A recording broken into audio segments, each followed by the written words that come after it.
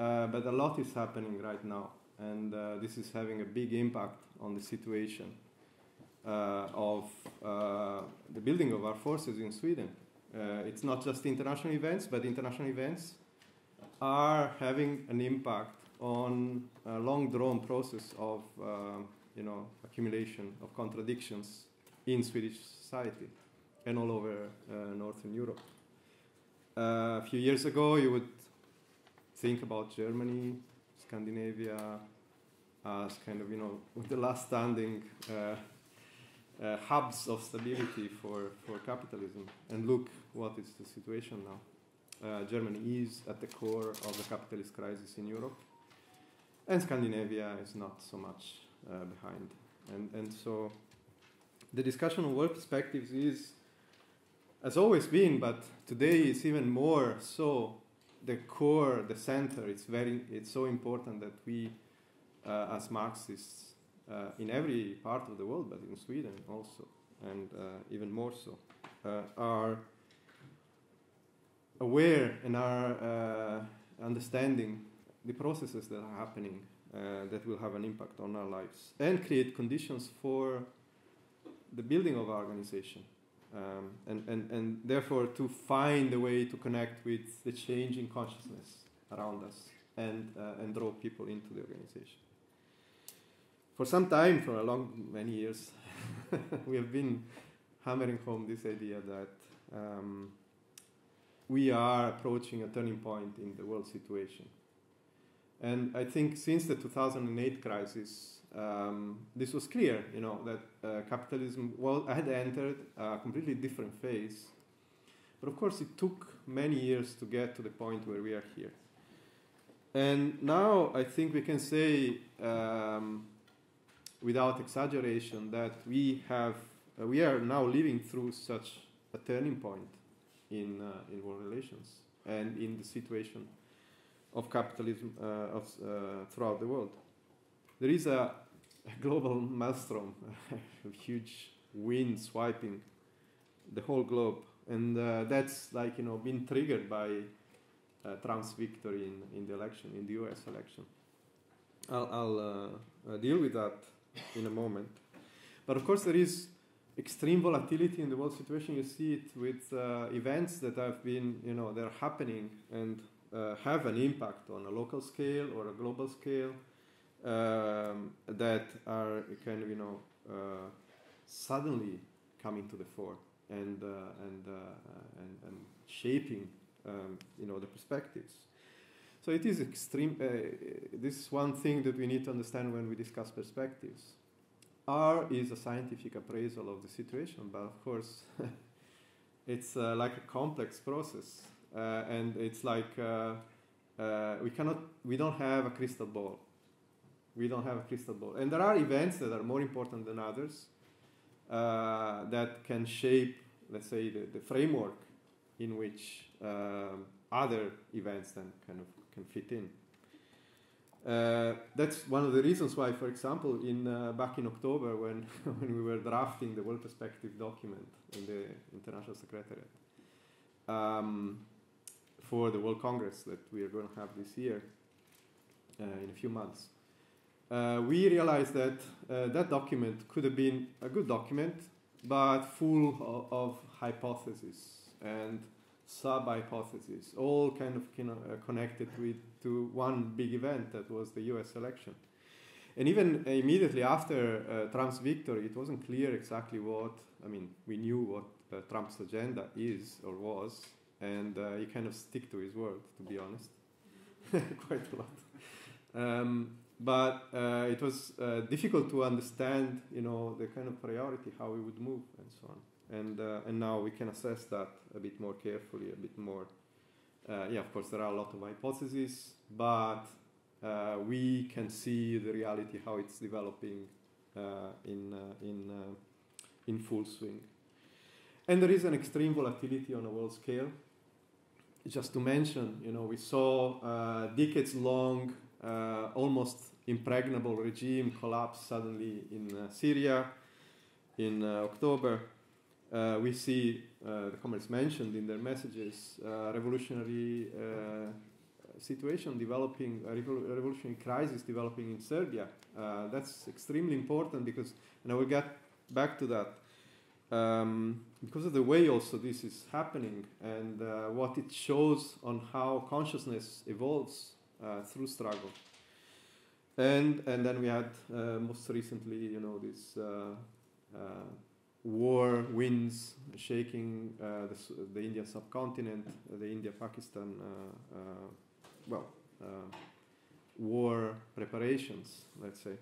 It wasn't full-blown war, but it shows the level of instability that we are dealing with. Anyway,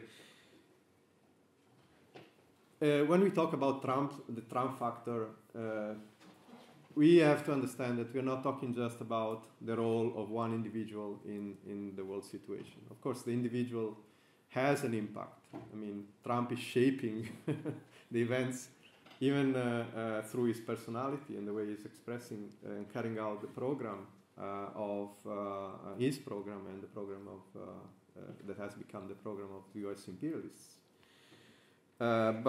And he can do that because he's the president of the most powerful imperialist country in the world. And of course, that has whatever he does or does not, or even post on Truth social media can have an impact in the world. But it's not just the doing of one man. This has been in the making for decades. And it's a result of long drawn and deep processes, and which have created a situation where now we're experiencing this earthquake, this tectonic shift in world relations. And we explained that many times in these terms, which is important that we understand that this is like, a situation where world capitalism is heading towards the shift. This is just the first shake of a prolonged crisis or a prolonged series of earthquakes. And that is because the US, who have been the main imperialist power on the world scale since the Second World War, of course there was a situation for decades of Cold War with the Soviet Union and so on, but especially after the collapse of the Soviet Union, US power was predominant, was unmatched on a world scale. But we have seen a process of relative decline of US power. And we have to be very careful in the way we measure it, because it's not like, that the US are sinking as a US power, as a world power. It's relative decline. And the US are by far still the biggest power on the planet, just to measure, for example, in terms of military expenses. The US military expense is matching the total amount of the 10 next powers all put together, including China. So that's just to give an idea where this relative decline is from. And you can measure US prominence on the world scale by looking at the impact that Trump is having. I'm sure that Merz or Macron or Starmer or even Putin would love to be in that position, but they clearly are not. And now Trump is pushing this agenda of making America great again. But there is one thing that Trump cannot do. It's to reverse this long-drawn process of relative decline of US imperialism. And in fact, by acting the way he's doing, he's accelerating this change, is precipitating something that was already there for some time. The limitations of US power have been becoming more and more evident over the past decades, but especially since 2008. When I say limitation, for example, you can see that at play in the Ukraine war. The limitation is that the US are not willing and cannot intervene directly in the Ukraine war with troops on the ground. And that has been the Achilles heel of US imperialism for a long time. And that Trump cannot change. It's not. Or if he tries to change that, then he does that at his own peril because this will unleash a number of processes in US society that can lead to revolution, in fact. That's what we're talking about. Anyway, Trump is accelerating this shift. We're witnessing something that is unprecedented from the point of view of world capitalism. And of course, at much higher level than previous transitions from very powerful empires like the British Empire at the turn of the 20th century. And we see, this aggressive undertaking of the agenda of make America great again, how this is sending shockwaves throughout the world. Just to recap on, the main things, and I'm sure I'm forgetting about something, that Trump started in his 100 days, the first 100 days in government. Well, the first one is he dropped a bomb right in the center of Scandinavia, and quite a bomb, buying Greenland. By the way, that's something that the U.S. imperialists have been attempting many times over history. But this is the way this is being done today is in fact unprecedented, and it's provoked shockwaves and panic in the Danish ruling class. By the way, Denmark is possibly the most servile U.S. ally in the world. I don't think they ever objected on anything apart from now selling Greenland. And this has been reiterated over and over again. It's even polarizing the political situation in Greenland. Of course, I mean, it's not the center of the world, but now Trump made it for a while. But 85% of Greenlanders oppose U.S. annexation. That's quite a feat in terms of polarizing public opinion. Only 6% are in favor. I think I read somewhere that this is more than the proportion of U.S. population that is believing that the moon landing never happened. So 6% are in favor and 85% are opposed. Not that that will be taken into account by Trump in any way, shape, or form. And then there is Canada. Canada, Trump has made the offer to say, okay, you don't want to pay for this shield that we are building to shield America from attacks, external attacks. You should become the 51st U.S. state. And that offer was made even before. This has provoked political earthquake in Canada, as you have seen in the election. It is continuing on this. It's not just, it's reiterating this over and over again. And of course, hitting at Mexico on the south border because of the management of the border, and threatening military intervention against the cartels. I mean, that's just an excuse, of course. It's just a way to say, well, we can do it, therefore it's on the table. It's on the table for negotiation. And of course, this question of fentanyl smuggling, as if Trump is really caring about what is happening to U.S. youth because of drug taking. And then the question of the Panama Canal that was like raised forcefully and saying, well, we want back the Panama Canal. If you don't want to give it back to us, we'll take it. And that's again the way this has been handled, which has provoked really a rise of anti-US sentiment in the whole of Latin America. And that is something that we should not underestimate, will play an important role in the future. It's something that is very deep in the consciousness of Latin America. It comes out of experience, proven and deep-seated experience accumulated by the Latin American masses on the role of US imperialism. And now here you have the big brother there flexing his muscles north. And that is setting in motion a number of processes in Latin America that will have revolutionary consequences. And the Panama Canal is just one.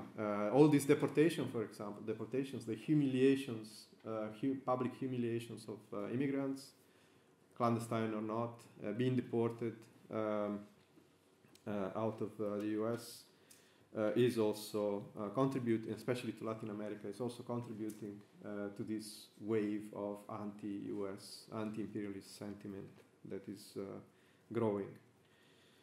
And of course, the most important change in US policy is, foreign policy is basically the unceremonious dumping of Zelensky and Ukraine in the Ukraine war. I'll get back to that. And as a consequence, the kind of settle of accounts inside of NATO that has just started, but will have long-term consequences, where basically Trump's position, which is not erratic as a lot of people imagine. It goes back a long way. Even, his first political appearances. It goes back to 1987 when he paid a full page on the New York Times and many other papers to basically make an appeal to the political representatives of U.S. capitalism. And it's along the same lines that he's defending now. So there is a consistency there. It's not something that we can just, pin on Trump to being erratic. Yeah, the way he's expressing that is very erratic and surprising for a lot of people, including the Danish Prime Minister. Very surprising. Not pleasant, though. So Europe not being strategic, that's a fact. It's a fact. And that's what we highlighted in the past when we analyzed the US role in precipitating the crisis in the Ukraine and basically provoking Russia for an invasion of Ukraine. And playing with this over and over again along a whole decade. That was Biden's specific gamble, in a way, that failed completely. But we said this war was not necessary. It was not at the center of the strategic interest of the United States to provoke this war. Of course, they took advantage of it as much as they could, undermining Europe, creating what they thought would be a bloodbath for Russia that would kind of slow the development of Russia. And in fact, they come out of this completely defeated. And now Trump has unceremoniously given a kick in the butt to Zelensky and dumped Ukraine. In doing so, he also said, basically, Europe is not strategic anymore. All the foundations of the NATO alliance are to be redefined. And even the possibility of US withdrawal from NATO is now on the cards, which is something for my generation, or I think most people, is something completely, difficult to gauge, difficult to understand the implications of this. Because we're talking about the foundations of the post-Second World War balance of forces and international relations is being happily blown apart by Trump. And of course, his aggressive foreign policy in relation to tariffs, he was saying even before being elected, is the most beautiful word. I don't know why, but for him it's like poetry, music. And you can see, this is being expressed in this Liberation Day. That in Trump's mind and in his political, there's a side, a minority side in the U.S. ruling class that was inclined always towards this type of approach of not taking over what Biden attempted to cling on to, this world role of world police force of the United States. By the way, if you notice what Trump is actually doing, is doing exactly the same. So, there is also ideology and then the reality that is kind of dragging him back into this role of policing the world and intervening all the time. I think there hasn't been a president of the United States that has been more active on the international scene rather than Trump. And then this question of the Middle East, of course, which I will come back to, the Gaza Riviera and so on. There is a lot more, but there is an attempt by Trump to make America great again. He wants investments to come back to the United States. He wants to reshore industrial production and so on. But these tariffs and the way he's kind of throwing them, blows, are effective in the short term. Maybe he can get some results out of them in the short term. They're more effective on those who are more dependent on the United States, and they actually achieve the opposite with all those that are less dependent on the United States or have a little bit more strength to stand up and resist this type of pressure. And we see that with China, for example. China has reciprocated the tariffs, has hit where it hurts from the point of view of the United States, these exports of rare earth minerals and so on, of which China is almost monopolist. But not just monopolist because they extract these minerals, but monopolist because they have developed the capability of refining these minerals and producing them in a way that can be used in modern applications. And in that, they are monopolists because, of course, rare earth minerals are scattered all over the world.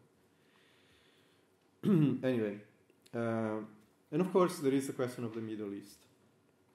We've seen important changes in the Middle East, and that's also part of what Trump is reshaping right now, and we will see where it leads. We had the invasion of Lebanon by Israel, and the withdrawal from Syria, corresponding withdrawal from Syria of Hezbollah and Iran in a defensive way. They basically withdrew their active support for the Assad regime. That kind of accelerated the fall of the regime.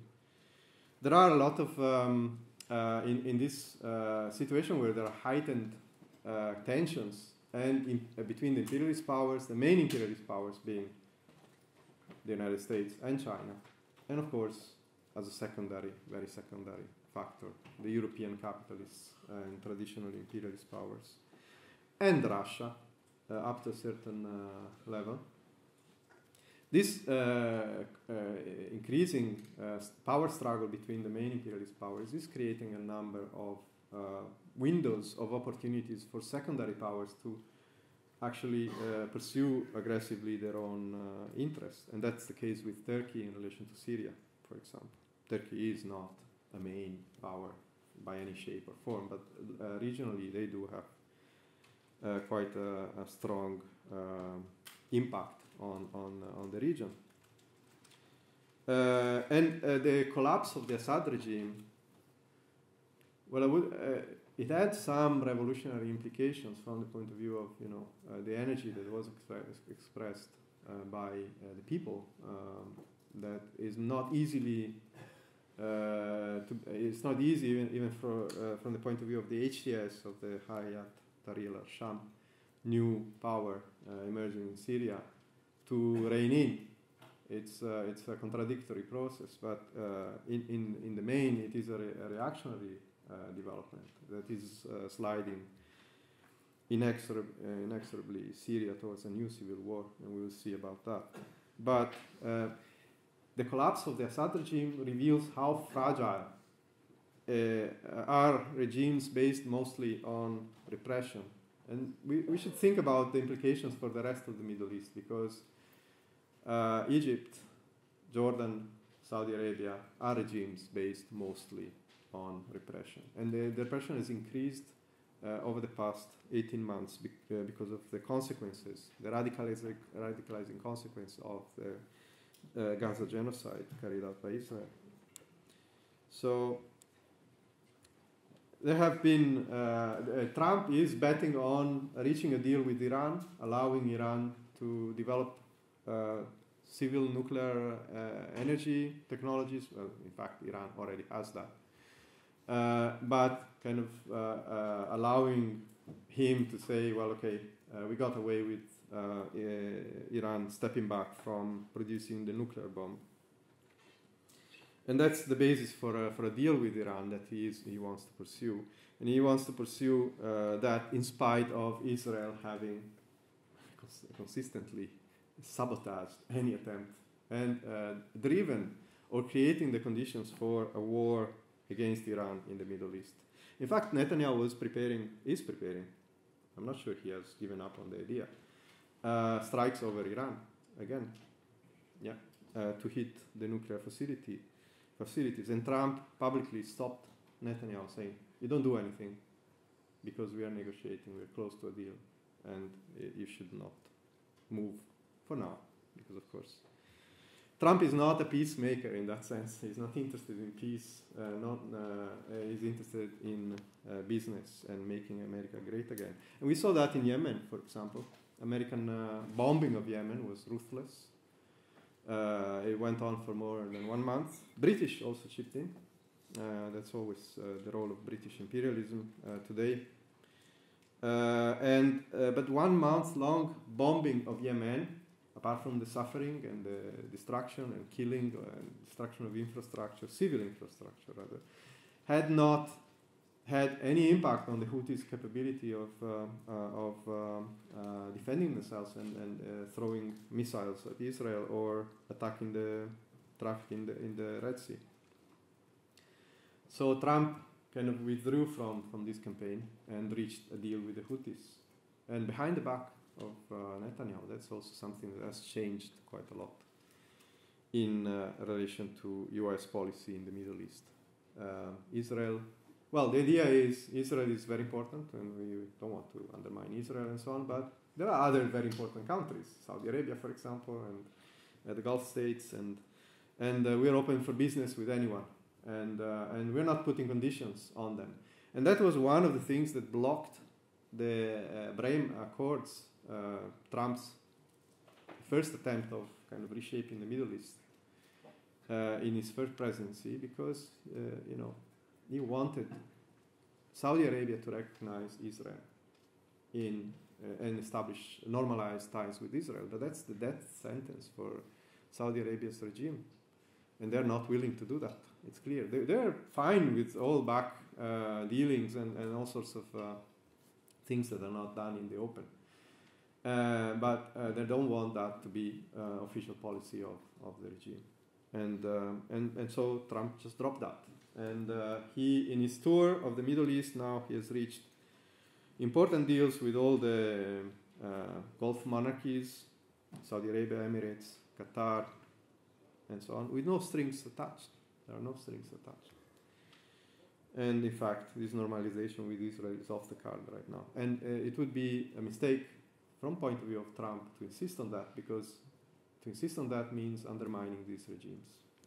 And so he's been touring the whole Middle East, all around Israel, without even mentioning Israel once, or looking at Netanyahu even once. And that was a point that he was making. Anyway, we'll see. Of course, there is the ongoing genocide in Gaza. And that's a very important lesson. Apart from this Trump on the Gaza Riviera, the type of advertisement of this ideal future for Gaza without Palestinians, by the way. That's for those who have some illusion that Trump will kind of help the Palestinians in any way, shape, or form. But he has withdrawn from that idea for now, because he was advised and was convinced by this advice in negotiations and in talks with, for example, King Abdullah II of Jordan. There is a leak from those private talks by an Egyptian official that the King of Jordan warned Trump that his plan would provoke Islamic extremism. That's also a way of saying radicalization in any way, and lead to the collapse of pro-US governments across the region. And that's exactly what all these regimes are fearing. They're fearing the impact of the genocide in Gaza on the stability of their own regimes, and they're right in fearing that. these countries, they all have dynamite built in their foundations. And of course, the ceasefire was imposed on Netanyahu. Netanyahu never wants peace. He needs permanent state of war to kind of keep on top and play his game, even if this is destroying Israel, because that's what is actually happening. It's that all this is undermining, and not just the reactionary Arab regimes in the Gulf, but also the real fabric of Israeli society is undermined. Of course. And we saw that in October with the general strike. Although the general strike was not a strike to stop the war, it was a strike against Netanyahu's policies. And so, this society in Israel is polarized. There is a backing for the war and so on. But at the same time, the whole society is in a free fall.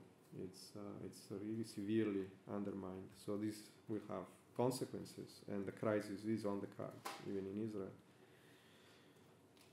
Anyway, the ceasefire was used by Netanyahu. Well, if you remember what happened with the ceasefire, Trump's envoy basically catapulted himself onto Israel, knocked on Netanyahu's door during a festivity, and dragged him out of his bed. We don't know the details, but that's how it looked like, and forced him to sign a deal, a ceasefire. And but then, of course, Netanyahu, from the very next second after signing, he knew already that every card was in Israel's hand to decide how long this ceasefire would last and so on. And he has broken the ceasefire using whatever excuse, and even if there is no excuse, there is no one that can stop them to do that. But they used the ceasefire to reorganize the Israeli Defense Force, to give a bit of a rest to the reservists, and to focus on the West Bank. That's what Netanyahu has been doing, and escalating the aggression, the Israeli intervention in the West Bank, which is, of course, a lot more important than Gaza from the point of view of the land and the expansionist drive of Israel. That's the real target of the Israeli regime.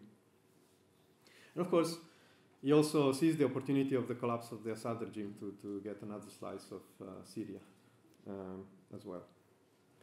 Anyway, so Netanyahu broke the ceasefire because of his internal reasons. It has nothing to do with the war in Gaza. He needed Ben Gvir back in the coalition to pass the budget, avoid new elections. That's the short of it. And that's why he started again the war in Gaza. Anyway, so this is the problem that is still highlighting the limitations of US power in the world. This has not been resolved by Trump. He puts down one fire, and then another fire is exploding, is firing up somewhere else. The most defining event of this past year is the US-NATO defeat in the Ukraine war. And that's because of the doggedly determination by Biden, the worst president in US history according to Trump, and maybe he's not so mistaken actually. He probably will be he will be beaten by Trump in the next 4 years, but definitely he has this record now, Biden, on his lap. And they bet everything they had, bar direct intervention. I mean, really speaking, the only thing is that is missing in the Ukraine war is boots on the ground by US troops or NATO troops. And there were some, let's say, but not really fighting in the first line. And the US imperialists and Europe, the silly, self-harming ruling classes of Europe, silly. They have conceded to the pressure of US power, basically. They had an alternative was to stand up for their own interests, but they could not do that. And that shows the weakness of Europe, of European imperialism today. but they badly underestimated Russia. That was a point we raised many times, that there is a barrage of propaganda in this war, and the ruling class in the United States, in Europe, they have been beginning to believe to their own lies. That's the reality.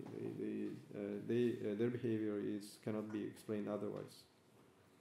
The Ukrainian army is on the verge of collapse. The last time I looked, that was a few months ago, we had at least 200,000 acknowledged desertions from the Ukrainian army. People, injured, going to hospital, not going back to the front, or just leaving. Entire parts of the Ukrainian army just left the front unattended. 100,000 soldiers have been on trial for desertion and sentenced. So that's the proportions. I mean, these are official figures. So just to give an idea, and of course these figures don't represent the real state and morale of troops. And Russia has bounced back from a number of mistakes they made, and even the improvisation of the invasion was clear in the beginning because they got stuck, basically, and allowed a reorganization of Ukraine's forces. But Russia now is outproducing Ukraine and the whole West from the point of view of military supplies, missiles, and quite effective ones, as I can see. This unbelievable slaughter that we've seen, and it's been happening for over 2 years, is the responsibility, is the crime of US imperialism. And we have to be very, very clear on that. This was never a war between Russia and Ukraine. It was always a war between Russia and US NATO-backed Ukraine.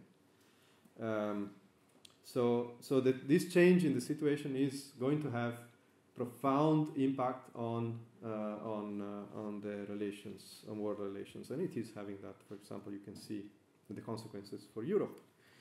But going back to the Ukraine, you have seen the televised clash between Trump and Zelensky. I think, within hindsight, it's probably been organized. It wasn't spontaneous. It was spontaneous. It was kind of something that they organized. And the dumping of Ukraine like a sack of potatoes by Trump, in the sense of starting negotiations talks with Putin directly without involving the Ukrainians or the Europeans in any way, shape, or form in these negotiations. This has provoked, of course, very, very important consequences because of the position of the European powers in all this. They are the ones who come out of it ruined. They come out of it with their bones broken and their prestige under their feet. And also the message delivered to the European Union and the European powers. From now on, you're on your own. Unless you step up on military expense, unless you stop being a freeloader off US back, to organize your defense. And by the way, that's an accurate description of what the European powers have been since Second World War. But they were forced by the United States imperialists to do to do that, because that was part of US imperialism strategic build-up of its own world domination. The demilitarization of Europe, and especially Germany and Japan, was forced on these respective ruling classes by the outcome of the war. And of course, US was central to any defense of NATO countries. And now the threat to withdraw is rattling the establishment in Europe.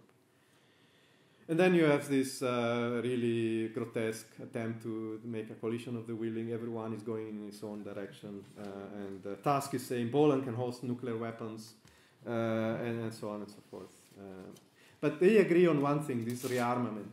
And that's a very important development, because the weakness of European imperialism is shown, but it's not something that has been created by Trump. It was already there.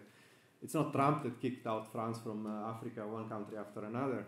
The French have been so good at evacuating countries that now they're organizing the evacuation for other powers who are kicked out of those countries. That's a line of business they've been developing. And so that's coming a long way. Germany was the most successful country coming out of the 2008 crisis by exporting its crisis everywhere else in Europe and undermining the stability of the European Union in doing that. We saw with what consequences. And now Germany and the German capitalists have gone through a decade of underinvestment because they were so confident in their strength and their competitivity, they didn't bother into investing into new technologies, and they are now outcompeted by China, especially, and also by the United States. But they all agree now on rearmament, and there are these big plans. 1 trillion euro by Merz, who, by the way, scraped through to become prime minister at the second round of votes. That's the kind of strong and stable political setup in Germany. But he's projecting these big plans of rearmament, 1 trillion euro. The European Union has taken out of the COVID funds and trying to find every possible venue to support rearmament as well. Merz managed to get Germany out of the hole they dug for themselves by putting this debt brake in their own constitution. So that's been abolished, it's been removed. So now they can take on more debt, and that's always the way out for the capitalists in this situation. But, of course, you cannot overcome decades of neglect, underinvestment, and the political divisions of the imperialist powers' different interests inside of the European Union, just by sheer will and throwing money at it. By the way, European industry is not ready to provide all of this, so all this money, if they actually are going to spend it for rearmament, will go to buy American weapons mostly. And that's how it's going to be. Of course, there is also a development in terms of the capitalists trying to seize this opportunity investing. But you cannot create a military industry in 6 months. And that's the problem they have. And the capability to produce that what is needed is not there. But this will have a very important consequence from the point of view of perspectives. Because all this rearmament, we're talking about huge need for investment in infrastructure, in weapons, and so on. Yeah, they can pretend that this is going to come out of new debt, but for some countries this is impossible. If they attempt this way, they will be crushed. For Germany, maybe it is possible, because they do have the possibility to expand their own debt. But this is a finished recipe for austerity. As we have highlighted this with our campaign, books not bombs, and so on. Well, what the program of the European ruling class is the opposite. It's bombs, not books. Barracks, not schools or hospitals. And in fact, that's what they're doing. It's a direct recipe for the class struggle. And of course, in all this, you have the rise of China, but I don't have time to deal with it. Maybe we will have a discussion, but just to mention a few things. China is not the backward country it used to be 20 years ago.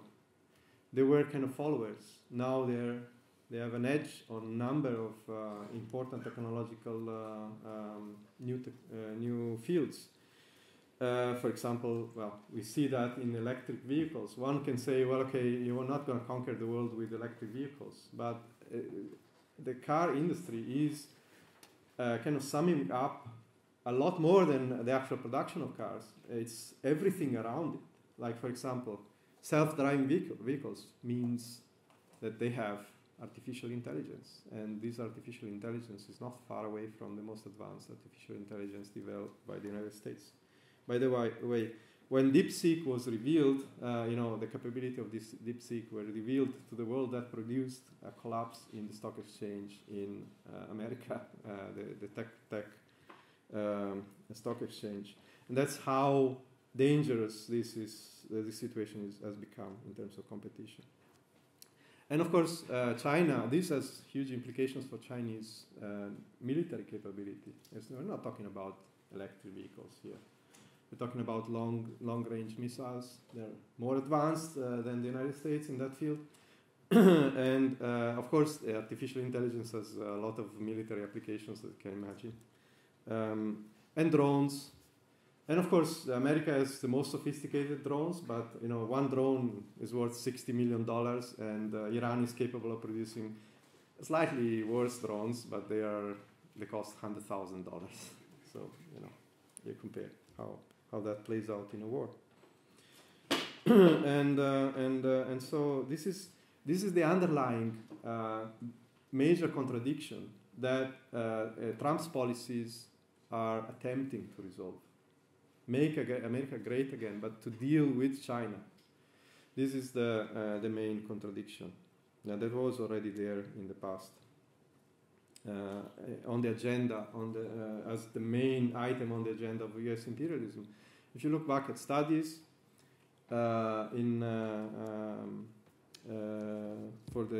provided to the United States government and so on, this rise of China is not a surprise. It's something that has been they've been warned all along the way.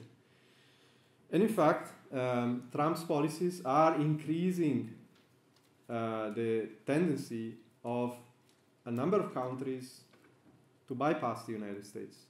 Well, how can you have a trade with a country that you don't know if you're going to have 10% or 100% tariffs in the next 2 months? It's impossible. Everyone, even though the closest allies, are trying to look for alternatives or trying to look for a different way out. And of course, this is reflected on global trade without the US growing faster than global trade with the US. So that means it's just a way of measuring that. And the collapse of the world, the system built up at the end of the Second World War is the arena in which this struggle is being played. There was an article, a revealing article in the Financial Times, it happens every now and then, by Martin Wolf, which title is better than the article itself, but the title is very good. It's "The US is now the enemy of the West." And that kind of sums up what is at play now. So, yeah, I'm running out. I've run out of time, but I will take 5 minutes more because we need to kind of wrap up all this. And what are the consequences for this? We see the rising tide of this so-called right-wing populist. It's difficult to find a precise definition. Trump and the sorts of Trump. And one of the main things that we have highlighted is, this is a reactionary development. It's not that we must think that Trump, behind Trump there is like a legion of revolutionaries that want just Jacobins that want to to overthrow the system. But the way the way this whole process can be explained is that it is a distorted outcome of the process of radicalization that we're seeing on a world scale. Capitalism has exhausted its ability to develop the productive forces on a world scale for some time. It's gone from a crisis to another crisis. At the time of the 2008 crisis, we said every attempt by the ruling class to reestablish the economic equilibrium after they bailed out the ruling classes after they used public debt as a way of resolving the crisis. Every attempt to reestablish the economic equilibrium will undermine the social and political stability of the system. And that's what has been at play throughout, since 2008. Every attempt at austerity has undermined the confidence. It has had such profound impact that now we have Trump as a president of the United States with this type of program. Because the first presidency, he had these ideas in mind, but he couldn't put them in practice. Now he is in a situation where he can begin to put that into practice. And so this is a process of destabilization of the capitalist bourgeois institutions at all levels, and all levels in all countries are undermined by this process. And that is expressing itself through support for Trump in the election in the United States. Why? And that's the important element we need to understand. Why is that taking that shape right now? It's because of the pernicious role played by the leaders of the so-called labor movement everywhere in the world. And here in Scandinavia, we have a very, very good example of that. Like, facing an inflationary wave, the trade unions are out to discuss with the workers to convince them that they should not demand pay rises because that will increase the inflation, and therefore, accept that they are going to lose purchasing power once more, and in an extremely unfavorable situation, without struggle, without attempting to pursue their own. And that's just one example of the role played by the right-wing reformists in the trade unions, in the labor parties, in the Workers' Party throughout Europe and the rest of the world. Not for a few months, but for decades. And then we have the wave of radicalization expressing itself in attempts by the left reformists, of left reformist formations to kind of break out of this cage of the compatibilities of capitalism, and promising that austerity must end and so on. We saw that at play in Greece with Syriza. We saw that at play in Spain with Podemos.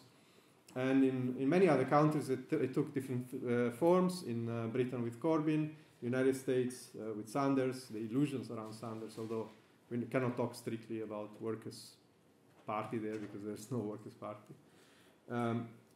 But it's a similar phenomenon in a way. And all these hopes have been crushed, and the utter failure by this left wing, has contributed creating the conditions for the rise of the likes of Trump. And let's not be mistaken about it. There is an element of these reactionary ideas making a breakthrough into the working class in the United States and elsewhere because of the betrayal of the traditional left and the traditional organizations of the working class. But that also is a weakness for Trump in a way, because he has an inherently insoluble contradiction inside the forces that are supporting him. He cannot make the capitalists and the workers happy at the same time.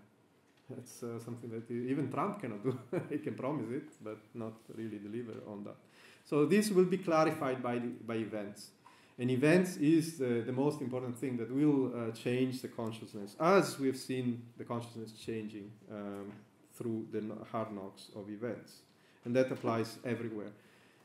But it's important we understand this. It's very important question in our approach. We cannot be seen as those who are superior, that are going to lecture the workers, who have illusions in this type of formations, and be identified with the liberals, with this fake left, with this establishment protective left that is regretting that things have changed, that society is moving towards barbarism and so on. And we explain why this is happening. That's the force, the strength of our argument. And we explain what the alternative is. And we have to be very, very conscious and very direct in the way we do approach that layer that is open to discussing with revolutionary communists that is still carries with them some backwards ideas and some reactionary ideas as well on how to get out of the crisis. So of course, we're not facing fascism, and I recommend all communists who haven't to read Alan's article on Trump. It was published a few weeks ago, which is really putting the framework on how we should analyze this without jumping to the conclusions that are basically do not take into account the whole equation, the whole relationship of forces in society. I would say that Trump maybe in his own heart might even want to be a fascist, but he cannot.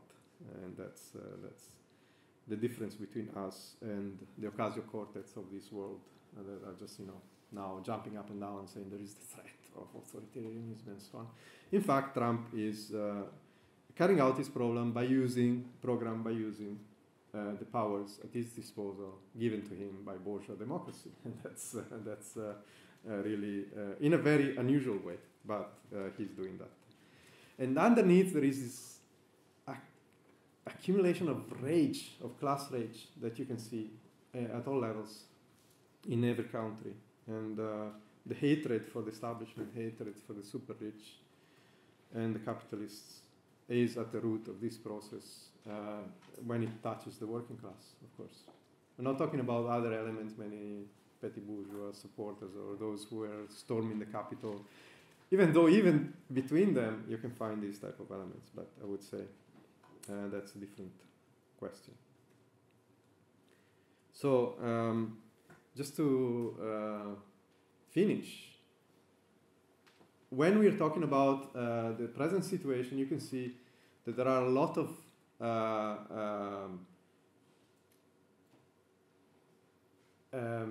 very sharp changes taking place. And of course, these have they're hiding what is undergoing deep beneath the surface in terms of class struggle. But we still see how, between the cracks, and whenever there is an opening from the point of view of divisions in the ruling class, the class struggle is emerging and how consciousness is developing. We see that in the Balkans, we see that in Serbia. Just to conclude on that, because I think this is important that all comrades, it is important that all comrades are aware, because there is a total silence about events there on the international media. And the Serbian movement is an example of how, without any leadership, without any catalyst, in the sense of organized revolutionary organization, without even a big tradition of the workers' movement, apart from what you could consider that as heritage from the revolution in Yugoslavia, but that's quite a long time ago. And how all that can become, even that is not enough to prevent the development of a revolutionary crisis of the proportions, and how the consciousness has been developing. It's an accident, literally, the collapse of this canopy in Novi Sad station that killed 16 people, that provoked this earthquake. But it is really going back a long way. It's the massive resentment accumulated by most of Serbian people, the workers, the youth, towards the regime, towards the system. It's not just about Vučić, it's also about the opposition, and that's also interesting, because the opposition hasn't managed to come on top of this movement in spite of being at the opposition for the past 13 years. So they had some time to remake their own image and so on. And how is this developing? It's developing in a situation where the youth are emerging as a focal point of the movement, the students. And how they have structured and organized themselves is extremely interesting, because it's not just sitting in occupying the universities and so on, but they have reached out to the rest of society. They have made appeals, and these appeals have resonated. Appeals for a general strike, of course, they cannot organize themselves as a general strike, but this has been resonating. And then this appeal to organs of mass power, in a way. The formation of these zbors, zborovi, that's plural in Serbo-Croatian, There are mass citizens' assemblies. They're not Soviets yet. That can create the conditions for the development of Soviets as they centralize, if they introduce elements of workers' democracy in electing, revoking delegates and so on to a higher level. Yes, that could be the basis. It's not that yet. But, in a situation where there is nothing there that is leading this movement, apart from the students, it's an extremely advanced conclusion. I think we are far from seeing the end of this movement. In fact, the report I'm getting from the communists is that there is a revival of meetings of this Borovi in spite of, basically 6 months of all-out struggle that is not leading anywhere, apparently. But the situation is radicalizing. So I think as we see the reactionary elements in the situation, we also must see the impact of these on the lives of the working class and how this will lead to a backlash and an explosion at a higher level of the class struggle in the next period. So we have entered a period where not just a very thin layer of youth, but a larger part of society and the working class will be forced to draw revolutionary conclusions. And that's why it's so urgent to build up our forces, because as we are today, I would say with no exception, anywhere, even where we're stronger, we're still too small to really be capable of connecting strongly with this development of revolutionary mood in the working class. We need to build our forces to get to the 1,000, to the 10,000 members, like in Britain, for example. That would be, a type of organization that can connect with the working class. And that has to be in our minds. And this is something entirely possible that we can do. It's something that is not beyond our possibilities. Of course, in Serbia, when we have 5 comrades in Belgrade, we cannot lead a revolution. That's quite clear to everyone.